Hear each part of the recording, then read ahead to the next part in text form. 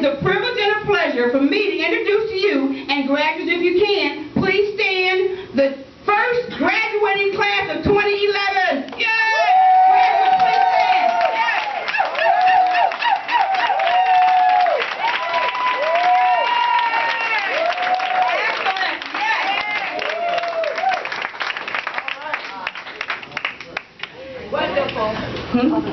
Never got nothing like this in my life. That's all right. Nothing was given to me. All right. But this here, I'm going to give it to my sister, let her put it in her brain. And every time, and I'm going to get it back. And every time I think about not doing something, I'm going to look at it and say, yeah, you can do it. Yeah. Anybody can do anything you want to do. I don't care how old you are. You can do anything you want to do. But I'm not going to keep everybody. This lady right here was a thorn in my side all the time. But she kept me at it though. She didn't stop. She kept me at it. And I made it. God bless me.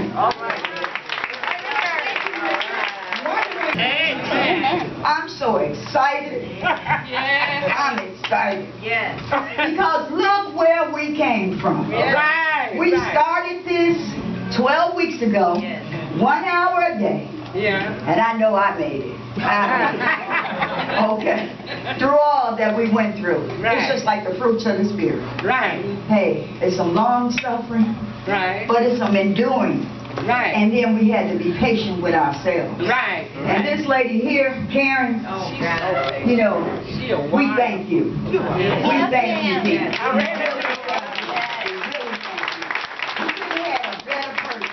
To be in here to keep our spirits lifted. When I said that I can't, she said, what? Ain't no word. Can't. What's that word? But I hung in there. And I appreciate her for that. And I appreciate everybody in this room for doing the same.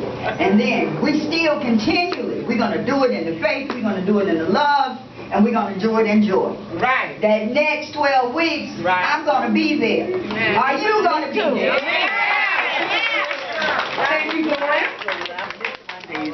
Now we have another individual. Thank you, Miss Karen. And thank you, everybody. I really do appreciate this, and this means a lot.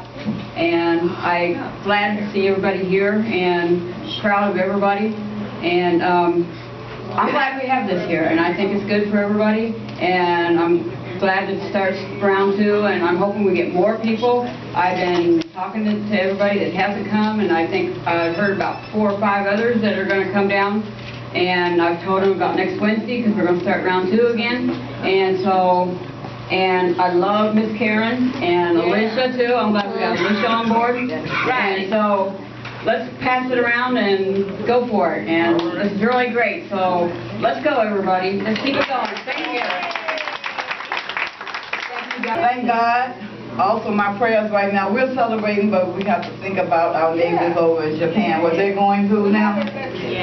So anyway, let me tell you, when this program first came in this building, I was not the least bit interested. I didn't want to hear about it. I didn't want to talk to Karen. What she said didn't mean nothing. My impression was first, there's a high school down the street. There's kids that need computer classes and computers, give it to them. Why me, or why us, or why anybody? But Karen in discussion group always told us to step out the norm. Use your imagination, stretch your mind a little bit and think. And so I stepped out and looked around and thought about everything and thought about how we're all here are baby boomers. Yeah. And in the 60s and 70s and 80s, we worked and put a lot of money into the economy and put a lot of people to work. Yeah. Now we're here and we're doing the same thing because we're making the doctors a lot of money, the pharmaceutical companies, and we got caregivers running in here every day. And we're still putting people to work. The Connected Living come in here and tell us, oh, we're going to put you closer to your family and loved ones. But on the other end, they put us on the online so we can shop, spend money. People who, on the other end, the order fillers get our orders. The order fillers send it to the shipping department, and then they send it to UPS or FedEx. We're still putting people to work. And we're putting Karen to work, Miss Barbara to work. Where's the young gentleman over there? What's his name? Wade? But anyway, we're still putting people to work. So I decided, why? Why not? We do deserve it. We have put enough into our lifetime of working and efforts and supporting others. Now we got someone to come support us. And I'm blessed, and we all are blessed, and thank you. All right. When I walked in, I thought I was in the wrong building. Everything was so solemn and quiet. Normally when I come over here, it's some noise, but it's a time now to make some noise, you know, because some folks started out on a journey that at the time when we talked about it, 12 weeks might have sounded like 12 years. Yeah, but it was just yesterday, wasn't it? Right. And as soon as you started learning something on there, you realized how much you really don't know, so now you got to know more, don't you? I know some people ran into some stumbling blocks. They really wanted to complete the class, but life happens. Right. And for sometimes, on occasion, you can't make it to class, and the way the program runs, it says you got to do all 12. But I've talked to more than one of them, and they said, I'm not quitting. All right. I'm still in the race. Now there's some people that are still sitting on the sidelines. We still got some people who are not believers yet that this thing works and that it's helping you all. It's getting people out of the bed, around other people, connected in ways that you never thought you would. True. Is the program working? Yes. I said, is the program working? Yes. And you know what? We just so happen to have the right people at the right time. To be here at this place at this time to take advantage of the opportunities that are offered through this program. See, as good as you all do, your stories, we'll get an opportunity to tell to other people. We want to hear the stories about the things you ran into, the things you found, the things you learned, that family member that you saw their picture of, that great-great-grandbaby that you never saw and somebody sent you the picture and you had an opportunity to see it and how that made you feel. Right.